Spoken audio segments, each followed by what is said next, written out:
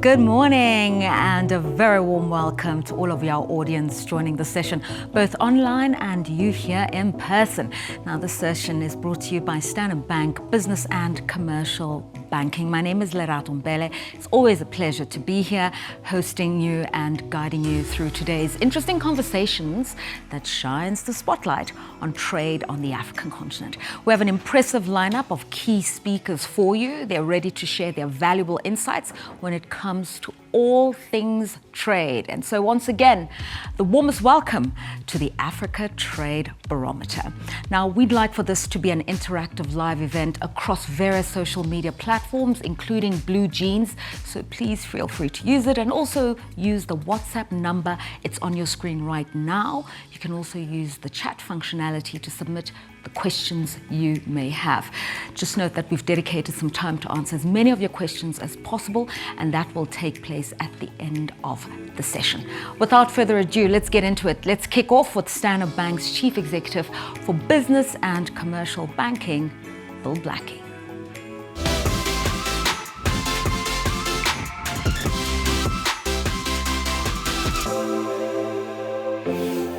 Good day.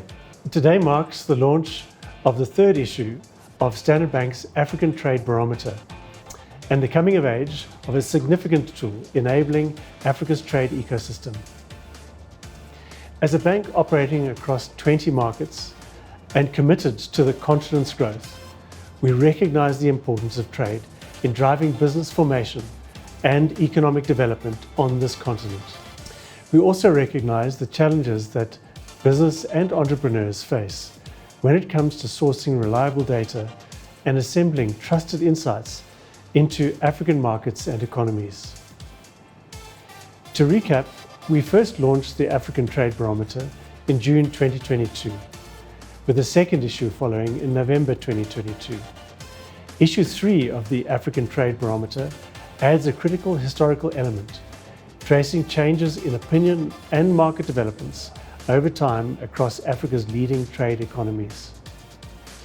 For this issue, we blend both qualitative and quantitative data from over 2,500 SMEs, large family business, corporates, and multinationals in 10 leading African trade economies.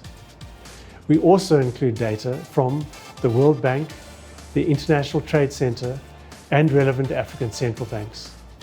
This issue of the African Trade Barometer represents one of the most comprehensive views of actual trade as experienced on the ground by real African businesses. By tracing improvements or declines in business confidence, identifying operational challenges, and reporting legislative shifts, the African Trade Barometer succeeds in providing a comprehensive view of how 10 key African markets are involved in unlocking Africa's $70 billion annual trade opportunity.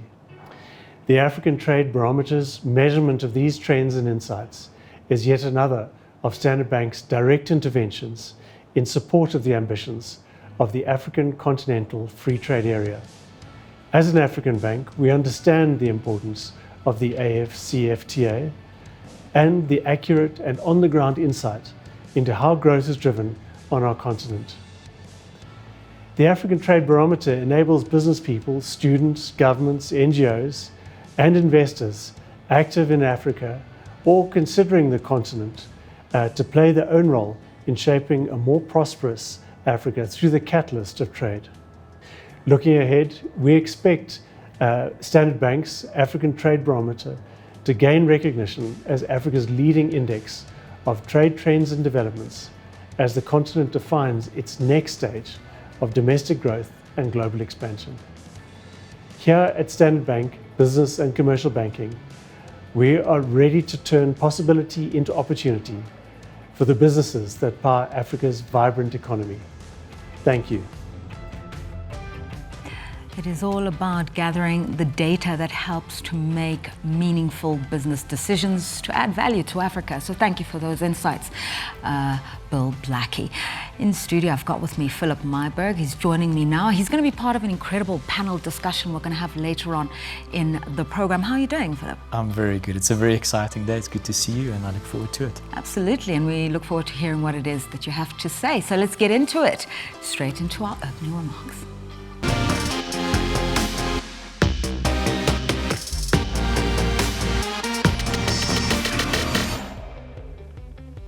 Always an argument whether this is spring season or the end of winter.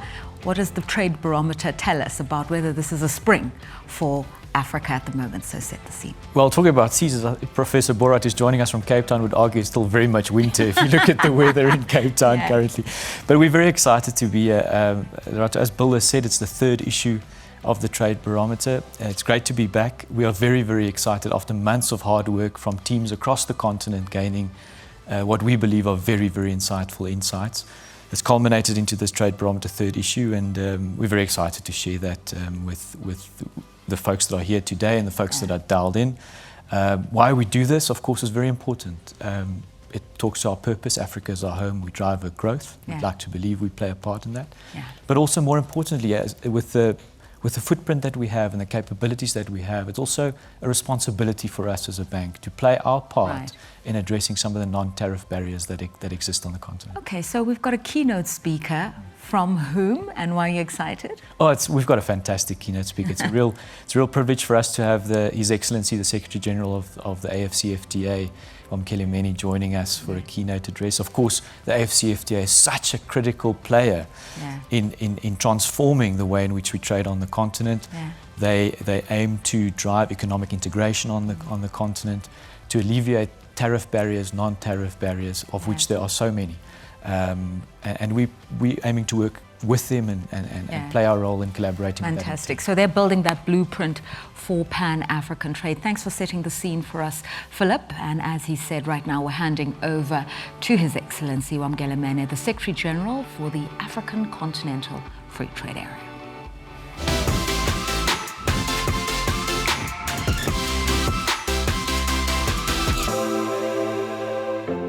Thank you for inviting me to participate in this third edition of the Standard Bank Trade Barometer. Over the last few years, Standard Bank has been at the cutting edge of producing trade statistics, trade data that enable a better understanding of trade in Africa, Africa's economy, and the possibility of market integration. Allow me to share with you today a few observations about the state of play in the implementation of the AFCFTA.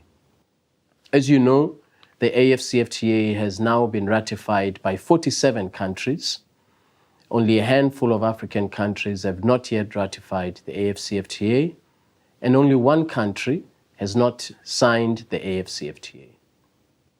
It is a broad, comprehensive, and high-level ambition trade agreement.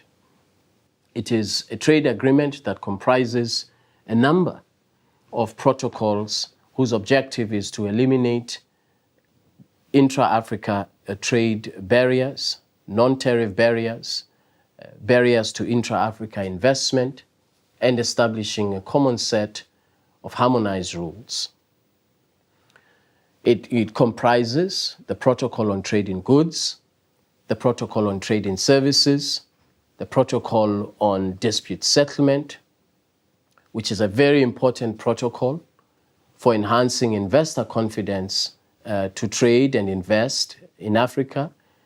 It sets rules for adjudication of trade, investment, commercial disputes that take place amongst the 47 countries. There is also a protocol on investment protection, which also is important for building and enhancing investor confidence, establishing a predictable and certain market for investment. It also has a protocol on competition and intellectual property rights. all of these protocols have been concluded. We are remaining with 2 more protocols, which I'm confident will be concluded by the end of this year, and that is the protocol on digital trade and the protocol on women and youth in trade. The combined effect of all of these protocols, aside from the legal effect, the objective is to have a combined economic effect, a positive spillover effect all over of Africa's economic sectors. These protocols, which are now the legal foundation of the AFCFTA, position the African continent for becoming, in future, a single market, a customs union, which will encompass all of the attributes, the legal attributes, the economic attributes of a customs union.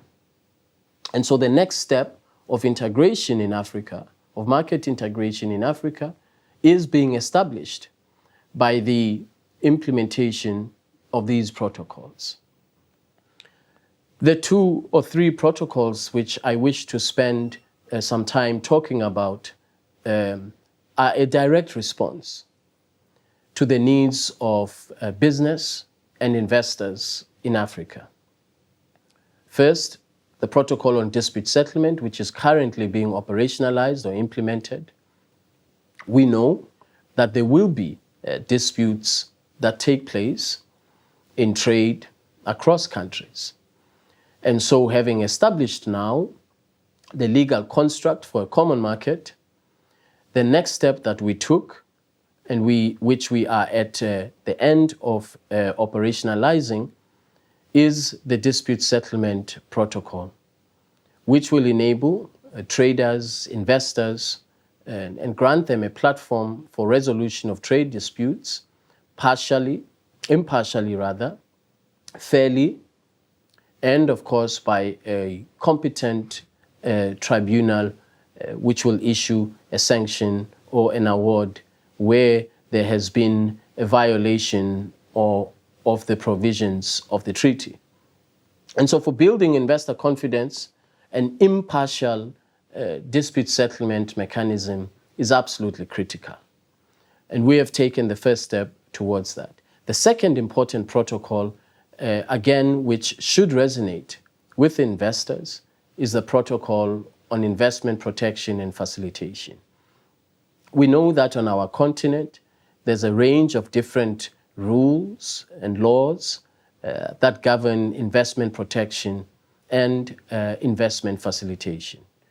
And so through the implementation of the protocol on investment protection and facilitation, the clear intention of governments in Africa is to have a single set of rules to ensure that there's certainty and predictability of the investment market on our continent.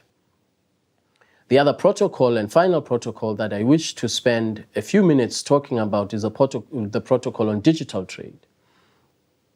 Africa, as we all know, is at the cutting edge of digital innovations, whether it is through M-Pesa or other innovations of mobile banking technology. Africa is well poised to have a vibrant digital trade market, as well as a vibrant digital economy. So the protocol on digital trade is intended to provide a regulatory framework, market access for digitization of Africa's economy and digitization of Africa's trade. These protocols, in my view, contribute significantly to Africa's GDP, are forward-looking, and will address some of the long-standing challenges that we have had on our continent, such as lack of predictability and certainty of markets. We will, of course, require specific tools to implement this agreement. Allow me to share with you my observations on 2 or 3 tools that are required for implementation of the AFCFTA. The first tool, as I see it, is availability of trade finance, cost-effective, affordable trade finance. This will ensure that millions and millions of small medium enterprises, of entrepreneurs, where there is affordable trade finance, that they are part of implementation of the AFCFTA and that they see the benefits of the AFCFTA. And so the challenge for us as the AFCFTA Secretariat, for our commercial banks in Africa, and for you, Standard Bank, as the largest bank in Africa, is to consider how to reduce the cost of trade in Africa. And I'm very pleased that Standard Bank and the AFCFTA Secretariat are in discussions about how to address this specific challenge. The second tool, which in my view is also important, is the ability of seamless and cost-effective payments across the African continent to enable cross-regional trade where there are different currencies. Africa has 42 currencies. The cost of currency convertibility is estimated to reach $5 billion annually. Working together with Afreximbank, we have introduced the Pan-African Payments and Settlement System to enable trading in local currency. I'm very pleased that Standard Bank has signed the MOU that will enable Standard Bank to fully participate in the Pan-African Payments and Settlement System. The third tool that is critical for implementation of the AFCFTA is, of course, trade supporting infrastructure. We know that the African continent has a deficit of over $130 billion in infrastructure. This deficit is also an opportunity for investments either by pension funds, private equity firms, sovereign governments, international partners, to ensure that the investments that we make in infrastructure, that they support boosting intra-Africa trade. I'm very happy that the African Development Bank over the last 4 years has invested over $44 billion in infrastructure development in Africa. Since its establishment, Afreximbank has invested over $20 billion in trade supporting infrastructure. However, as we all know, more has to be done to address this deficit of trade infrastructure in Africa. Finally, I believe that a critical tool to enable all state parties, all of the countries that have ratified the agreement establishing the AFCFTA, given their differentials in levels of economic development, in levels of industrial development and export capacities, I believe that what is important at this stage, early stage of implementation of the AFCFTA, is to ensure that countries that do not have the export readiness now or the industrial development capacity now, that we provide the support for these countries to improve and enhance their export and industrial capacity. And so the tool that I refer to in this context is the AFCFTA Adjustment Fund, which through Afreximbank has been capitalized by $1 billion already. More has to be raised, up to $10 billion, to provide support to countries as they implement the AFCFTA, as they reduce and eliminate tariffs. We have to provide them with an alternative support mechanism. And so I invite Standard Bank and other commercial banks to consider investing in this tool, which is the AFCFTA Adjustment Fund, which will be managed by a specialist fund manager. There will be challenges in the implementation of the AFCFTA. Intra-Africa trade is estimated to be between 15 and 18%, relative to intra-EU trade, which is estimated to be in excess of 72%, relative to intra-East Asia trade, Southeast Asia trade, which is estimated to be over 35%. And so Africa is at the lower end of comparisons of intra-regional trade around the world. Over the next 15 years, we have an immense challenge in the implementation of the AfCFTA and creating a single market and a single set of rules for trade in Africa. Let me conclude with a very positive observation. The World Bank projects that where we implement the AfCFTA, by the year 2035, Africa is set to see contributions of trade up to $570 billion to Africa's overall GDP.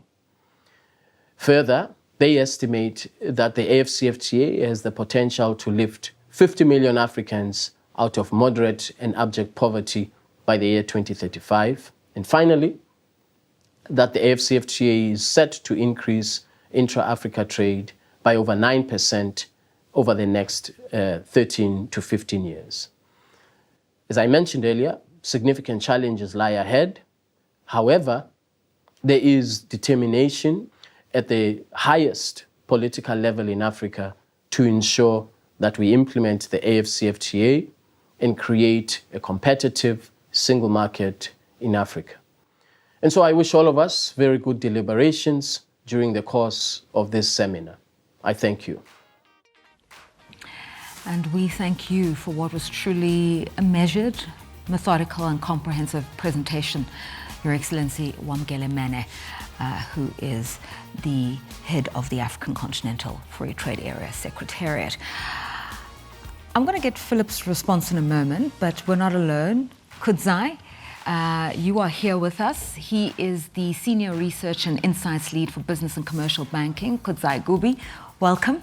Thank you, Lerato. Good So morning. it's good to see you. Same. So let me just get a response from you, Philip, just in terms of what we've just heard from the trade chief, Yes. as it were, the Africa trade chief. He's spoken about what's happened in the early stages, the legal protocols, the regulatory framework, the technical details of how to build an institution and a framework for trade. And then he throws it forward to, the future imagined digitalization. What's your sense? Yeah, always great to hear from the Secretary General himself. Perhaps just to touch on two particular points that stood out for me. One is businesses on the continent, to grow trade, we need predictability and we need certainty. So it's very important that we get these protocols that he mentioned over the line to get alignment on how do we handle disputes, dispute resolution, investment protocols, digital trade. These are all critical protocols that we need to get over the line to create that predictability and certainty. And then the second point is we should acknowledge the challenge that he's giving back to us to say, what role are we playing on some of the challenges on the continent? Trade finance remains a challenge for SMEs. Payments, cross-border payments remains a challenge for a lot of businesses on the continent. And then infrastructure finance. Now, we as a bank are playing leading roles in all three of these categories, but can we do more? Absolutely, and we're absolutely taking on that challenge from the Secretary General. And I mean, he also emphasized the importance of partnerships. 100%. Not just at the sovereign government level, but within business communities as well, and the solutions that business can offer in actualizing some of these Absolutely. protocols. Okay. Kudzai, let's get back to the essence of the Africa Trade Barometer and just get a sense from you about the research perspective. Okay, sure. Okay, so as Bill explained up front, the Africa Trade Barometer is made of two key components. So the quantitative piece, where we're looking at actual macroeconomic data, and then on the other end, the survey piece of it, where we actually go out and conduct interviews with traders across the various markets. So now, looking at the latter, what we've actually done is we've had a look at our questionnaire, because obviously there's a questionnaire in place that we utilize to obtain that information. So looking at that information, there's need to ensure that we keep it stable over time in order to be able to track changes or shifts that are occurring. But in doing so, there's also need to ensure that we keep it relevant and insightful to our audience. So in doing so, what we did is, based on previous data, we had to look in terms of, okay, here there is definitely need to provide much more information relating to, firstly, the AfCFTA, and together with trade with China, given the fact that China is a major trading partner across many of the countries where we actually conducted the research. So that's the one piece. The other elements relate to the in-depth interviews that we conduct with thought leaders. So these are individuals from central banks, from reputable trading bodies within the respective countries. Yeah. So what we did is, using that information, we're able to obtain contextual insights to complement the interviews that we're conducting with the actual traders. And then lastly, what we also did is, so obviously we've got partners that conduct the research on our behalf.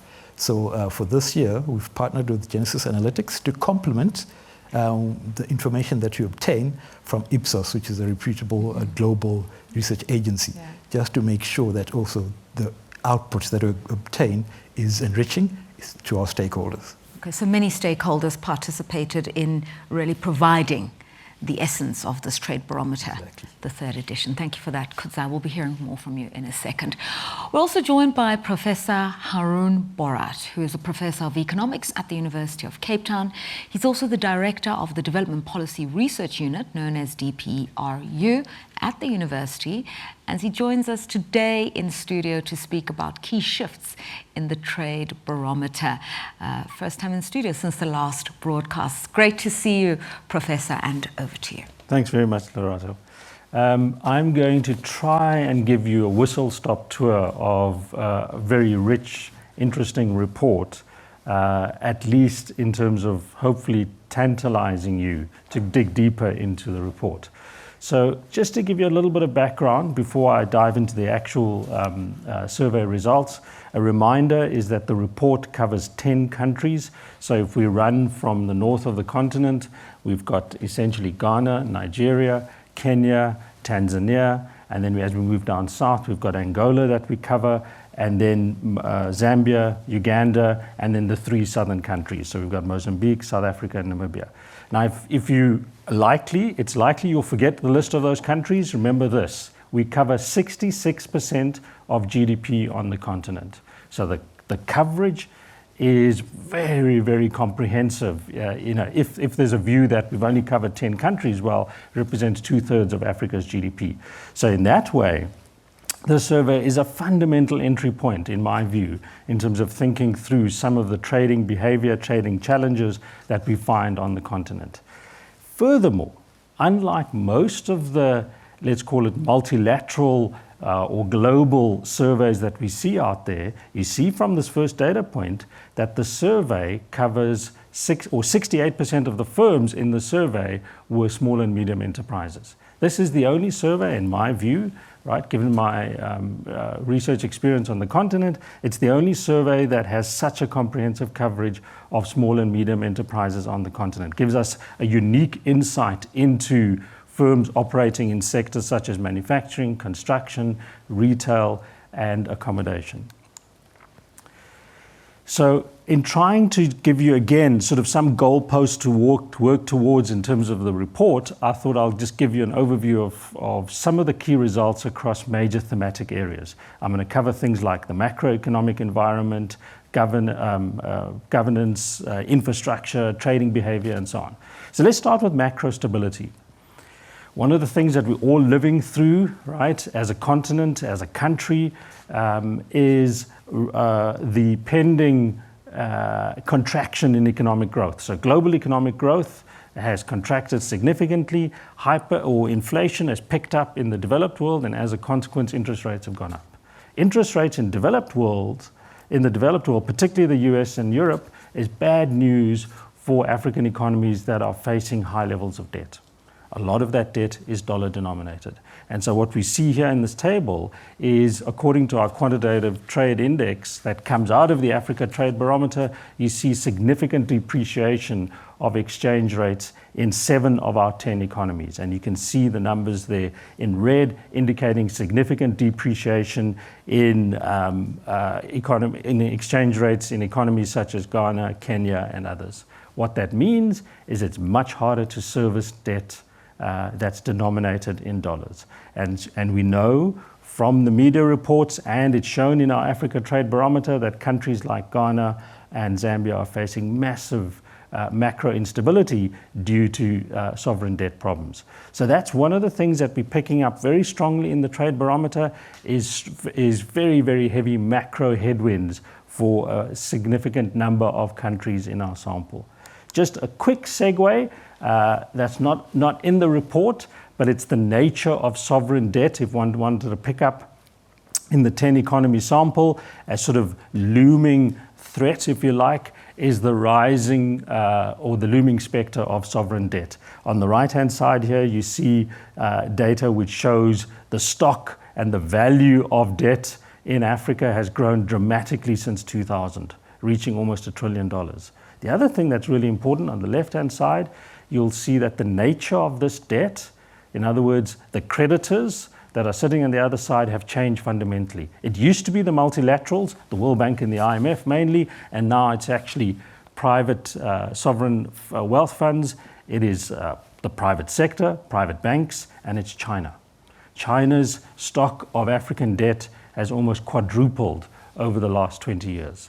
What that does is it complicates countries' creditor negotiations. Suddenly you've got far more people on the other side of the table. You've got interest rates spreads that are much larger than they used to be, and you've got amortization schedules that are very different.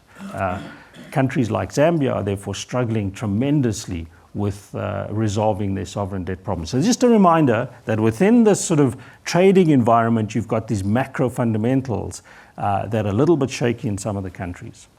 But moving on to business confidence. So what you want to think of this is as a grade, right? So you want to think of this as 0 to 100, right? So 100 means super confident in the sort of performance of the economy. And we've got your results for the 10 countries, but on the extreme left, you've got the overall result. So the overall result is 58 out of 100, and it was 57 in the previous survey.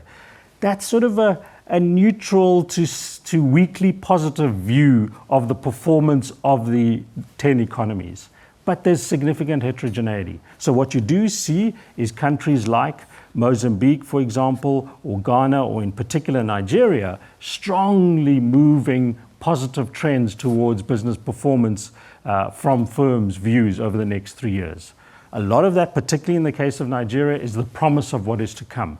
There's strong privatization initiatives, a sort of positive view towards the private sector in Nigeria, and then you're seeing that picking up in terms of business confidence. In countries like Zambia and South Africa in particular, you're seeing a decline in the views of firms in terms of the future. Government support is fundamental for trade, right? If you think of things like non-tariff barriers, customs regulations, if you think of the tax regime with respect to trading, the government can do a lot, but it can also hinder. So the question we ask in the survey is, please indicate how supportive your government is in your country with regards to cross-border trading activities. Again, what is your mark out of 100? It was 53, right, in the current survey. So again, problems and a slight uptick from the previous survey. So the way I like to think of it is that there's a cost of doing business, or there's a cost of trading. This is the government cost, the cost that government imposes on trading amongst these different firms that are interviewed across the countries. And that cost is high.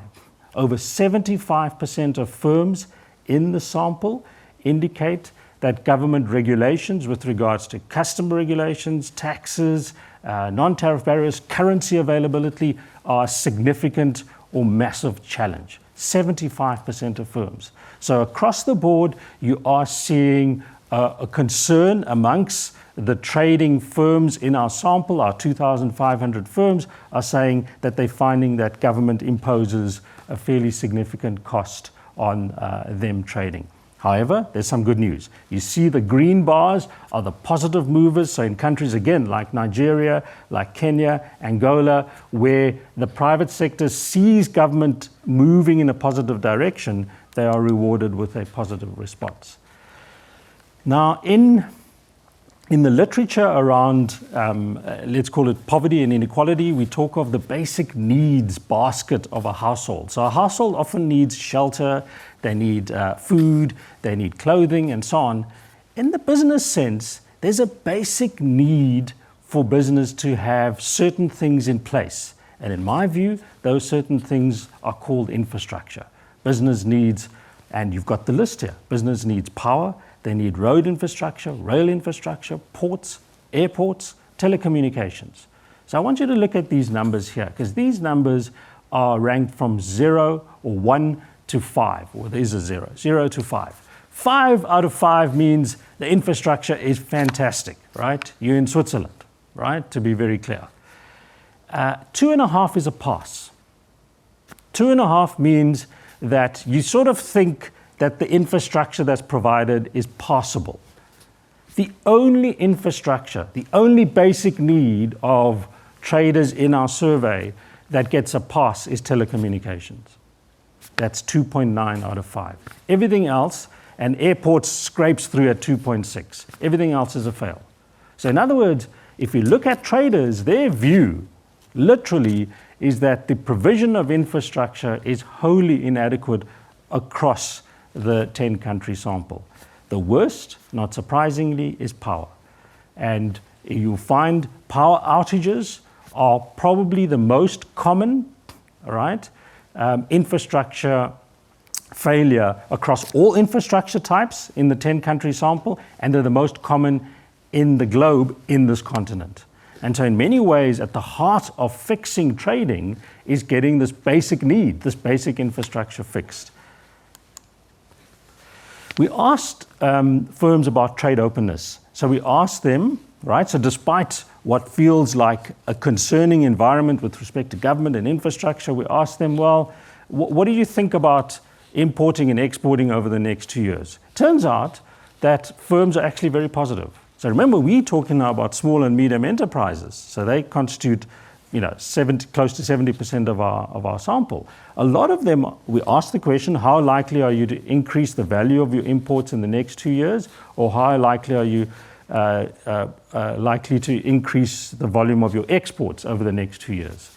And so fully, 2/3 of the sample are actually going to be trading far more than they used to, right? And we see that as a function of the post-COVID environment. We see that as a function of hopefully government investment crowding in private sector investment. And then we see it also possibly as a function of a pickup in regional growth. Indeed, for the sample that we have for the 10 countries, the average growth rate projected is about 5.5%, right? And so on the back of that, you can understand why firms are feeling that there's a possibility that they're likely to trade more. We asked a question. Sorry, let me just go back quickly. I wanted to make a really important point about openness and trading, is that in our sample, right, only 12% of firms are actually exporters. So let's just keep that in mind, right? Because what it suggests is that as much as we're talking about trading, right, amongst small and medium enterprises on the continent, they've really got to work hard, so much so that only 12% manage to actually export. And of the 12% that do export, the majority of them export to 2 countries, South Africa and China. So in many ways, the dynamics of exporting, right, the difficulty of exporting is actually reinforced in the constraints that these firms are saying with respect to infrastructure, with respect to government regulations, and so on. And so continuing in terms of very specifically, we heard the AFCFTA discussion and the input from the president, and a very clear sort of concise view of what's possible. It turns out from our survey, only 14% in September 2022, only 14% of firms actually knew about the AFCFTA. But this number is now 41%. So a significant measure of progress that the body has actually made in spreading its gospel, if you like, of regional trade. However, look at the data here. The question is, what is your perception of the ease of trading with other African countries? 35% of firms say it's either very or extremely difficult. So again, it's a representation of, yes, we'd love to trade with the rest of Africa, but we find these non-tariff barriers, border controls and so on, extremely difficult, right? Extremely onerous in allowing us to possibly trade. The one data point, if you continue with the 12 firms that are exporting, 12% of firms that are exporting that are exporters in our survey, 75% of that 12% are exporting into Africa. So this is a potential market that we can grow as long as we have complementary policy initiatives. The final area we looked at is to ask these traders something about their financial behavior. Do you use how do you make payments? Do you use mobile money? Do you use cash? Do you use EFTs and so on? It turns out the majority, as we would expect, use either EFTs or international money transfers to make payments for trade in goods or services. A worryingly large number, right? The average number is 16% still use cash. I think there's a growth area in most of the 10 economies for the other category, because dominant there is mobile money. The ease of access to mobile money is much lower, if you like, than other forms of payments. So, in conclusion, what are the key insights? We find strong macro headwinds. We have to keep that in mind. The macro environment is always the foundation on which an economy and economic growth is built. Business confidence is steady. I'm being optimistic, but I think somewhat muted. Government support, there's report heterogeneity across the countries of modest improvements, but overall there's a strong sense in which there are foreign exchange challenges and other regulatory concerns. Infrastructure, generally neutral, but I would argue negative in very key areas of what I call the basic needs of a business. Trade openness, you've got both exporters and importers are expecting volumes to rise on the back of strong growth. Trade in Africa, a sharp increase in the awareness of the AFCFTA, but I think a strong signal back to the body to say there are strong barriers to entry in terms of trading on the continent. And then finally, we'd like to see a little bit more done. One of the results we found, which I didn't report, is that firms are saying that they're finding access to credit incredibly difficult. But hopefully, this is just a foretaste of what you can read in far more detail and far more nuance in the full report. Thanks very much, Lorato. Thank you for that, Professor Borat. I think that presentation was really quite revealing as to what the reality is like at the factory floor, on the ground, for small and medium enterprises across the African continent. Just a reminder that you can send us any questions that you may have. Please see the WhatsApp number. Again, it's on the screen for you to utilize. And we will now be joining our esteemed panel. So let's get them onto the stage.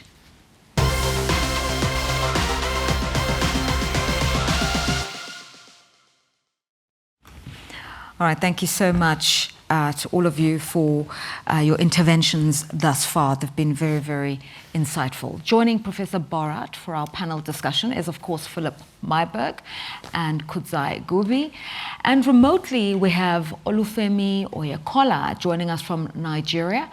And we also have Doreen Kironde from Uganda. Let me welcome you from Uganda. Good morning. Good morning. And let me welcome you from Nigeria. Happy to be here. Good morning. Good morning. Okay, Philip, let's start with you because infrastructure keeps coming up as a huge component that either catalyzes or limits trade. How is this reflected in the barometer? Yeah, it's a key lever, and as the Prof said, the overall numbers are not looking particularly exciting. It is a concern. I guess unsurprisingly, one might argue, the movements have been fairly stable with a little bit of positive increases. But I think perhaps just to identify some green shoots, because I think it's important to also identify there is movement happening on the ground. There's some key major projects happening. Yeah. If you look at the port infrastructure, if you look at the data, it's estimated over the last 15 years, there's been 13 times more investment in ports than the preceding 15-year period. So there's significant investment happening in pockets across the continent. If you look at the railway programs that are happening in East Africa around the SGR program in that space. If you look at road infrastructure, major projects being rolled out in Zambia, Mozambique, these are major projects, and you can start seeing in the survey that they're being identified as you know, sites of green shoots coming through. But of course, it's just not enough. It's not all-encompassing enough. The base is very low, as the Prof has indicated, and the rate of urbanization, of population growth, of economic growth is just happening too fast for these major impacts to do enough. I mean, when the professor spoke and he mentioned for every business across the continent, power was a constraint. And I sat back as a South African and I thought, we can, we resonate with that. So it's a big one across Africa. It's a huge one in South Africa, if South Africa is one of the major trading partners for many other African nations. And I think within the barometer as well, as a general theme, how has it covered this issue of energy security? Yes, spot on. I don't think a single South African goes a full day without talking about load shedding. So it is a major issue with us, but it's a major issue across the continent. It's top of mind for businesses. It is identified in the barometer as the major obstacle to trade. It's identified as the poorest performing part of the infrastructure. So certainly a concern across the continent. If you look at Nigeria as an example, they estimate business losses of up to $29 billion a year attributed to power issues. Just last week, they had a complete grid failure again. In Nigeria and South Africa, I think the latest estimate is 2% of our GDP is lost due to power. So it is a significant challenge. Of course, then all the additional factors come into play, the margin impact on businesses investing in generators and alternative energies, all these things come into play. So certainly top of mind for many businesses and continue to be a challenge. So what you're saying is it just deserves a chapter on its own there. Kudzai, let's bring you back into the conversation, because Professor also said something interesting, certainly for me, is that for many other African nations, the largest trading partner on the continent is South Africa, but in general, it's China. So the China factor becomes quite important, and you alluded to it earlier on. How does that come across in the trade barometer, and what's the sentiment around China at the moment? Okay, thanks for that question. Yeah, so as we alluded earlier, obviously China remains a major trading partner across the vast majority of countries in Africa, especially when it comes to imports. So if you look at our results from the previous study or wave that we conducted, what was noted was the fact that when it comes to trading with China, due to interruptions that were occurring due to the supply chain interruptions, basically, what was now ending up in some suppliers or providers doing was they were now obtaining products directly from Chinese suppliers based in the country. However, for this time around, what we've now actually seen is they're now resorting back to obtaining products directly from China, from internationally based manufacturers, which does convey the fact that obviously the supply chains are opening up. Not much difficulties as previously experienced when it comes to COVID interruptions, so hence they're going directly once again. But it will be interesting to see how that tracks over time. And so that relationship is not quite changing in its essence. Yeah. Okay. Professor, we've heard from you. I'd like to ask you, please, to elaborate a little bit more on a major challenge for cross-border trade, which is currency availability. It's been really an Achilles heel for many traders across the African continent, just being able to convert currencies to access the actual money in hand. How does that come across? Yeah, so I think, in the case of Mozambique, for example, it was a significant factor in the deteriorating ranking they had as a government, right, in terms of firms' views of the government. So I think currency availability or foreign exchange availability is always a challenge for governments that are not trading sufficiently, governments that are not economically strong, or countries that are not economically strong. And you need to differentiate between two aspects. One is, let's call it the availability of dollars and euros, right? So developed country currencies, which in and of themselves have a challenge. The opportunity of regional trade is that you attenuate some of that need. So in other words, you're sourcing chemicals and agricultural products from within the region rather than from China or the north, and so you attenuate the need for developed country foreign exchange. That being said, it's a journey, right? It's a journey towards importing and exporting more, accessing developed markets so that the engine of more and more availability of foreign exchange starts moving. I think it all comes back to allowing trade, right, to open up to facilitate economic growth, which then will ensure there's no magic bullet to suddenly getting more foreign exchange, right? It's through that process of trade and economic growth that the foreign exchange opportunities widen for any government. So the African Continental Free Trade Area can almost resolve this issue organically? Potentially. As a first step, it may, if it can divert some of, let's call it, the demand for imports from the north, which is a foreign exchange, let's call it a foreign exchange requirement, Right. towards the African markets where it's easier to obtain, let's call it African foreign exchange. That's a first step, I think. All right, let's turn our attention to you, Olufemi, in Nigeria. So it's been an interesting time for Nigeria. New administration following elections in the country. And I'd like to know from a trade perspective whether or not there's been a change of sentiment around Nigeria, first and foremost, and whether or not the issues that Nigerian businesses have been very concerned about, which is foreign exchange availability and stability, have been resolved. Thank you, Lorato, and regards to the professor and Philip. How are you guys doing? Yes, the government has made several efforts to remove the inefficiencies around the market, namely multiple foreign exchange market. Some of them we call CBN intervention windows, and a couple of programs to incentivize exporters. We call it RT 200 rebate scheme, and also payout of Naira incentives to diaspora operators to encourage them to bring foreign exchange to the market. All of those have not worked by increasing flows into the market. So the government, when on assumption of office, has removed all of those inefficiencies by abolishing the multiple FX market, and then reintroduced a single market where they operate on a willing buyer, willing seller model. It is called investor and exporter window. Attendant implication of that are in two ways. Whilst on the one hand, it would increase the number of FX obligations that the exporters are looking to solve, it, on the other hand, has a positive side of encouraging exporters to then do more and expect that proceeds will be exchanged at a near market figure as opposed to a fixed exchange rate. Okay, so there's now a unified exchange rate policy. That's one of the key interventions so early in the new administration. But in terms of the barometer, Olufemi, how does it reflect sentiment about this new administration? What does it tell us? Okay, it tells us that the new administration is looking to do businesses in the right way.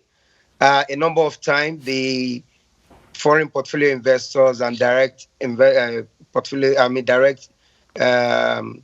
foreign direct investors have advocated for a very transparent market where it's a willing buyer, willing seller, and that's the way you attract flows into the economy. So the government has given to their demands and expecting that with time, they would see the drive and the transparency of the market, and that will influence their coming. The other thing, the unification of rates have done for us is it will encourage exporters to do more and then allow their goods to be competitive in the market, as they can plan better, knowing exactly where they will exchange their rate. So it allows them to plan better around what they need to do to borrow, how much it's going to cost them to borrow. However, a negative is that for the imports, it's going to create an increased cost for the importers and thereby forcing them to look around how to start local production and thereby reducing their cost. Right. I want to bring in Doreen Karonda out there in Uganda, because really East Africa and the whole East African Community Project has been a really exciting model of what integrated trade can look like on the African continent. But one of the most vibrant aspects of it is the Kenya-Uganda trade corridor. Why is it so important, and why is it a fantastic sort of blueprint for the rest of the continent, and what are the key highlights of it? And Uganda, Kenya, how is that reflected in the barometer? Thank you, Lorato. So Uganda, Kenya, I think when you look at the East Africa business and the trade dynamics, you realize that Uganda and Kenya trading is higher compared to the other countries. And research has it that in 2022, we reached a high of $1.3 billion traded between the two countries. So that alone is what is also driving the sentiment that the businesses that were interviewed actually show when you look at the statistics that were showed. So we have, and Kenya is more of the exporter, and then Uganda is more of the importer. But when you look at the dynamics on what each of the countries offers is what makes it really interesting, that the governments themselves have come through to show that they want this to work. So when you look at the dynamics in the barometer, it shows that the perceptions towards government support for both of these countries is seen coming through, that indeed the businesses are seeing their governments try and bring something to the table to help both the countries thrive in the businesses that they carry out. But also you'll realize that about 72% of these businesses are also hopeful, especially in Uganda, that revenue should increase as the businesses between the two countries continue to thrive. And that came through very well when you look at the barometer statistics. Okay. I think the very important thing also to find out is that when the barometer went as far as also asking the businesses what exactly do they think their country should do better, especially their governments. And the cry for Kenya was very clear. They have a foreign currency issue. The liquidity is on, I think, an all-time high. They're going through some of the worst, I think, situations they've had in Kenya.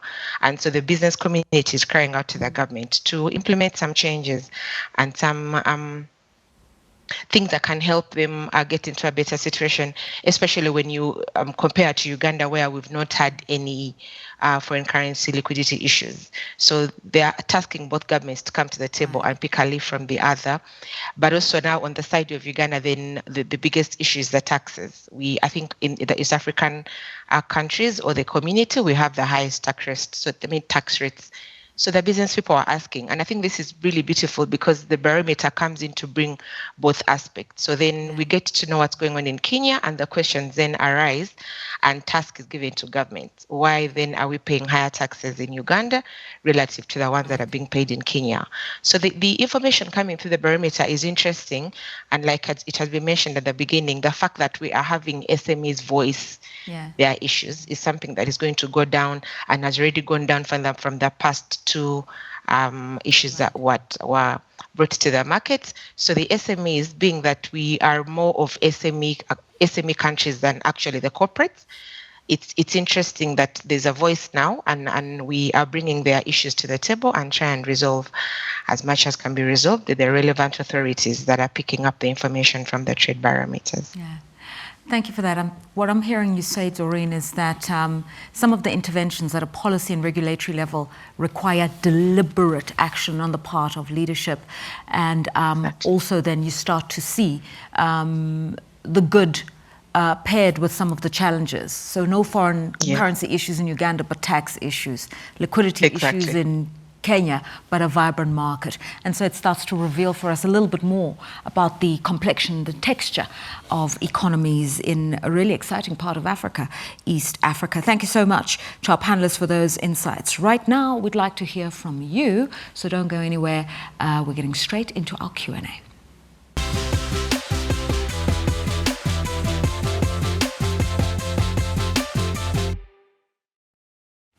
Okay, we're now going to harvest some of the questions that have come through during the course of the session, and I'm just going to go straight to them as they come to me. So this question is for you, Philip, and the question is, we hear so much about the African Continental Free Trade Area.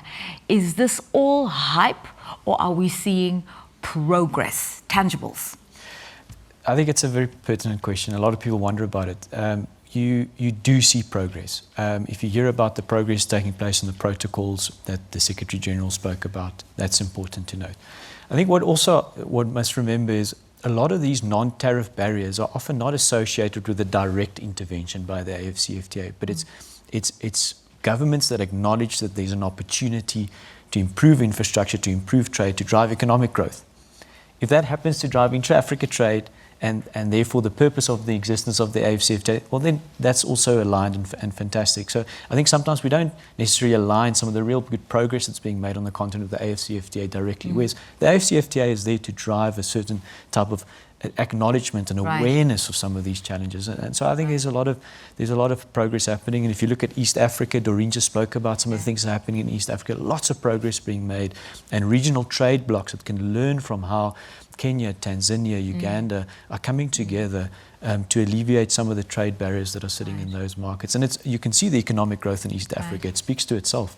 So I certainly think it's a lot more positive than many people make it out to be. If you look at the progress being made on payments, Pan-Africa payment settlement system, good progress being made in West Africa, and there's certainly going to be more rollout in the rest of the country. So I'm positive. Okay, so if they create the enabling environment, it's then up to business to take advantage of those opportunities when they emerge. Yeah, business and government, yeah. Okay, so a question to you, Olufemi, in Nigeria. PAPSS, PAPS, it's an important initiative by the African Continental Free Trade Area. So what has been the actual practical progress and also the challenges, the downside of PAPS? Yeah, thank you. I think PAPS is gaining traction gradually. We've seen a couple of transactions across Ghana, Nigeria, even though they are still at pilot stages. But then with the little that has gone through with minimal difficulties, we expect that by the time it goes full blown, it's going to be a better way towards improving trade activities across the region. He also would attempt to solve the problem of looking for foreign currency in order to pay the party across the border, since your counterparty would settle for its own his own local currency, whilst you also would part with your local currency, and the in-between channel, whether the central bank or Afrexim, would then worry about the conversion and liquidity around the foreign currency for settlement to take place. Yeah. Okay. So just being able to carry money across the continent, doing it seamlessly, not needing all these packages of cash is what PAPS is going to help with. Doreen, a question to you. The East African region, it's often referenced as a big growth area, and the East African trading community, which we referred to earlier on, as a leader in terms of modeling what regional integration looks like. Do you agree with this view? And please, not a biased one, just because you're out there in Uganda. Thank you, Lorato. I can't help the bias, but it's also backed up by the statistics that are coming through. So we are proud to have one of, I think, one of the outstanding communities that are coming through, and you'll realize that this started in 2007. Then there were only 3 countries. Sorry, in I think the early 2000s, yes. But then it was just Uganda, Tanzania, and Kenya. But you see, from the prospects that have been seen clearly, we got Rwanda to join in 2007, Burundi, South Sudan, and the latest is DRC. That goes to show that indeed there's something good happening with the East African community. And so the countries around are actually looking into to pick up some of the businesses that you find there.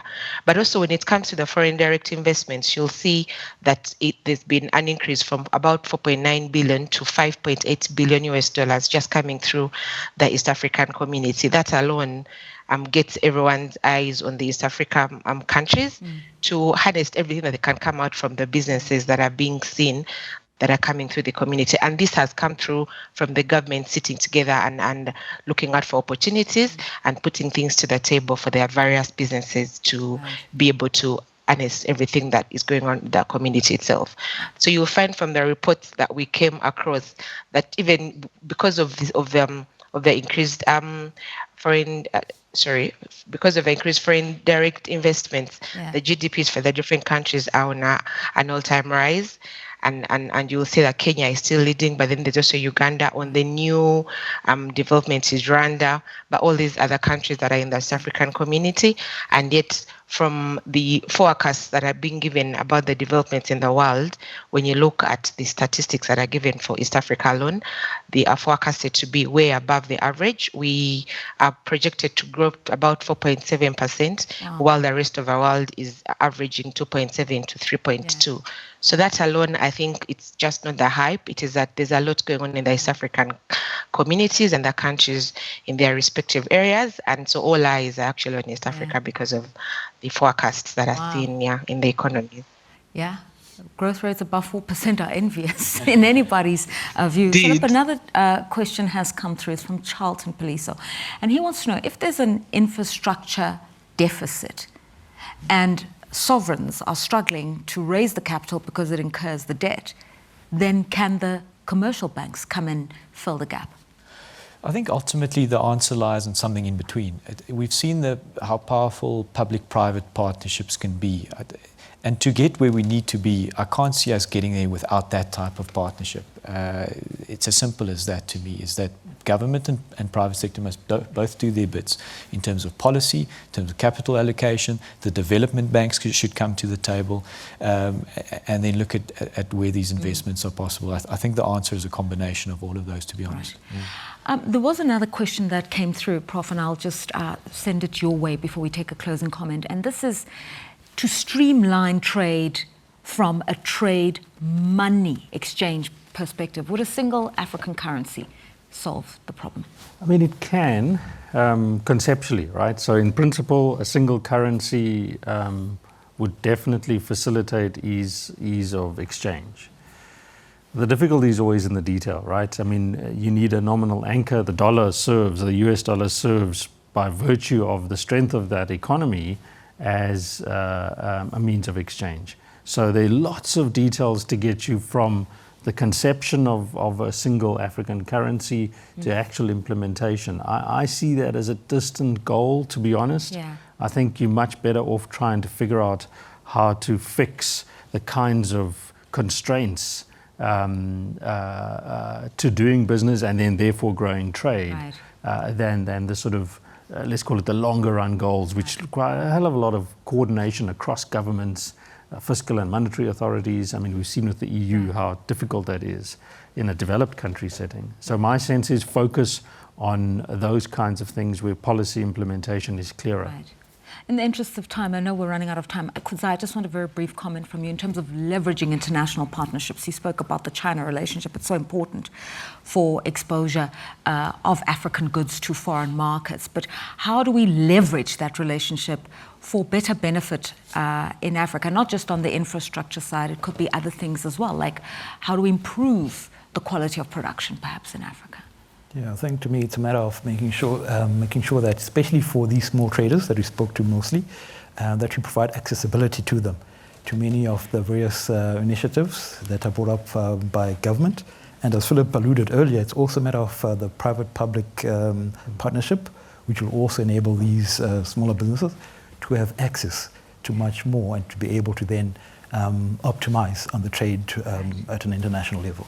All right, I want to say thank you to Olufemi, to Doreen, to Professor Borat, to you, Kudzai. Philip, as we close off, you have the last word.